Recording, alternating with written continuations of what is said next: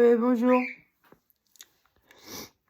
Je partage ma peine comme ma joie, en fait. Là, je pleure parce que j'ai trop d'emmerdes et là, ce qui m'a fait craquer, c'est de penser à mon chien, ce qu'il est devenu. Et je pense qu'il va pas faire de vieux os, il va bientôt mourir, à mon avis. Il va mourir bientôt. Il peut pas, il se dégrade tellement et il bouge plus du tout, oui. Il est vraiment paralysé, quoi. Alors j'ai les petits oiseaux là qui me remontent le moral et à lui aussi. Par contre, cette histoire de docteur là, voilà, c'est le lendemain, ça. Je suis obligée de me tourner vers une demande d'avocat, quoi. Voilà. Alors j'ai fait envoyer un courrier aussi à un docteur ailleurs dans une autre région qui est spécialisé dans les maladies systémiques rares. Parce que vous voyez ce que je sors de moi et tout, là, ces trucs-là, c'est une maladie auto-immune rare. Alors, lui, j'espère beaucoup après ce docteur-là, parce que, surtout il doit connaître le docteur qui travaillait dans son hôpital, qui m'a diagnostiqué, lui, pour Ehlers-Danlos hypermobile. Mais vous voyez, ici, dans la région, je vois bien que les docteurs, là, ici, ils me harcèlent et persécutent sur le côté psychiatrique. Et hier, la dame, elle a cherché à me causer des ennuis, en fait. C'était calculé pour me faire interner. Vous voyez le vice, l'horreur. Alors, depuis 2015, on me fait, ça fait 2 fois qu'on me fait interner de force et où je subis une maltraitance incroyable, horrible, inhumaine. Et là, hier, je crois bien qu'elle cherchait ça, la madame, la doctoresse aux cheveux jaunes. Elle cherchait à me faire interner. Ouais, à me demander mon dossier comme ça. Je voulais pas lui faire remplir le document, le certificat, là, sans savoir si je tâtais le terrain avant. Et je me suis dit, non, je vais d'abord lui demander ce que moi j'ai besoin. Voilà, pour mes soins personnels, elle a refusé. Très mauvaise, la dame, très mauvaise. Ouais, je pense que c'était ça son objectif. Alors, ce qu'ils veulent, c'est me pousser à bout, me mettre hors de moi. Vous voyez, avec l'autisme, vous êtes hypersensible. Et c'est vrai que j'ai eu des coups de colère. Alors, c'est pas du tout de la schizophrénie, ça. Moi, j'en connais des schizophrènes. Jamais ils s'énervent comme ça. Enfin, ceux que j'ai rencontrés. Jamais, jamais. Comme moi je m'énerve, mais c'est dû à l'autisme. C'est quand je subis une injustice et ça me met hors de moi des fois. Mais alors, là, maintenant, ça m'arrive beaucoup, beaucoup, beaucoup, beaucoup moins. Oh, mais même plus du tout, en fait. Parce que je suis tellement malade aussi, vous savez. Je peux plus... je pense à mon père aussi qui était malade à crever. Et lui aussi, il piquait plus de colère avec ma mère parce que il était malade à chier, quoi. Il pouvait plus s'énerver, vous voyez. Alors, tout à l'heure, je pense à un truc aussi, c'est que moi, vous voyez, dans ma famille, là, ils se droguent, certains, mais moi, je pourrais pas me permettre de me droguer. Ben, ça me tuerait, je serais déjà morte. Ah, je vois ma fille sur moi, elle prend de la coke et tout. Oh bah moi, si je prenais ça, ben, je serais morte depuis longtemps. Ah bah, et donc, je lutte contre la drogue parce qu'on n'en a pas besoin. On n'en a pas besoin. Vous voyez, moi, la seule drogue que j'ai, c'est le tabac, quoi. Ah, voilà, c'est tout. Et le café, j'en ai besoin, oui, parce que je pourrais pas tenir toute la journée, en fait.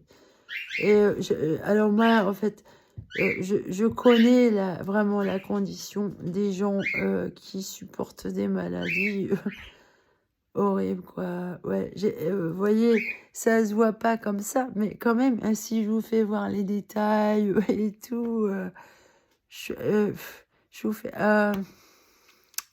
c'est dans mon corps, vous voyez, et... ouais, j'ai vraiment une putain de maladie. Et en plus, hein, alors je vais voir avec le docteur s'il y a une sclérose en plaques, parce que quand même, il y a cette histoire. En plus, c'est l'air dans l'eau, c'est compliqué aussi, ça. Mais je l'ai vraiment, ça. Ouais, ouais, ouais. C'est... Et plus l'autisme, quoi. Bah ça, c'est sûr, c'est sûr. Ah, mais... C'est ce qui m'a apporté le plus de souffrance dans ma vie, c'est l'autisme. Ah ouais, ça m'a porté préjudice. Et parce que les papillons bleus, ils ont une sorte de façon de fonctionner qui est justement... C'est pour ça que je suis anthropologue, en fait. Vous voyez, c'est pour ça. Je suis un papillon bleu, mais je suis anthropologue. Parce qu'il faut voir le schéma. J'ai vu comment l'autre jour un tableau avec un schéma là, de la façon dont on fonctionne. Et alors HPI avec trouble du spectre de l'autisme, bah regardez, c'est vraiment comme ça que je suis. Et c'est pour ça que je suis anthropologue en fait. Voilà. Mais je savais pas que j'étais autiste. Je me savais anthropologue, mais pas autiste. Bah maintenant, je sais pourquoi je suis anthropologue en fait. Voilà.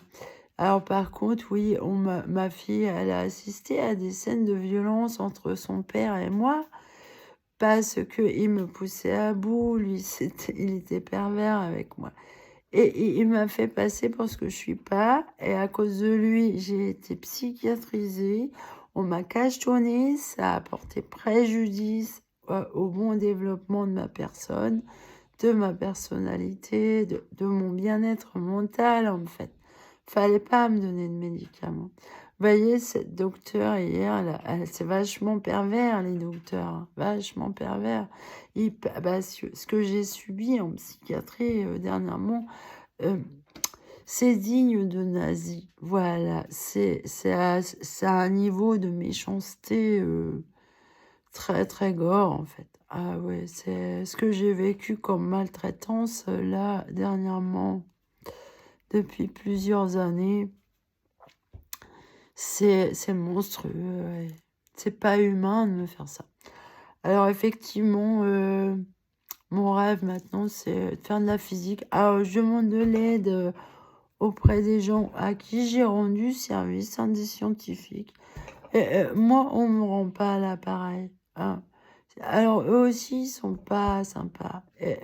C'est vrai que j'ai du mal à pardonner hein, ce que j'ai vécu dernièrement. Ouais. J'ai pas le droit de vivre, quoi, voilà. Je me fais baiser de tous les côtés, on me protège pas. Regardez cette docteure hier. Si elle m'avait poussé à bout, vous voyez que je m'énerve après elle, tellement c'est pénible le harcèlement et la persécution.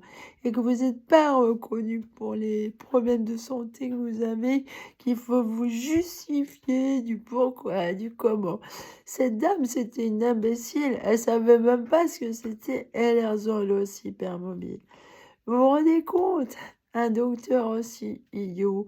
Après, je lui ai dit l'autre maladie que je dois être diagnostiquée. Bon, là, je comprends qu'elle ne connaisse pas parce que c'est une maladie systémique, auto-immune, rare, très rare. Selon ce que j'ai lu, il n'y en a que 50 de répertoriés dans le monde. Alors, depuis longtemps que c'est reconnu, ça, hein, en plus, c'est une maladie qui a été à peu près découverte en même temps que l'argent l'os. C'est marrant, ça finit en hausse aussi. Ouais, mais j'ai pas fait exprès. Hein. Ça, c'est pas le fait de ma volonté. Hein. Mais non, moi, je me suis diagnostiquée toute seule. Et c'est normal, puisque je suis HPI. Bah oui, je suis capable de venir ici toute seule, voyons. Si, bah oui, c'est normal. Voilà.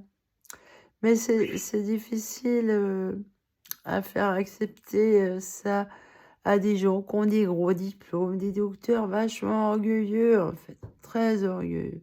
Ils peuvent pas tolérer ça. Une petite autiste comme moi, toute mimi, là, qui arrive, à puis la docteure, elle a été pas sympa, là. Ah non, elle doit pas aimer ça, là, les papillons bleus. Ah non, elle aime pas ça.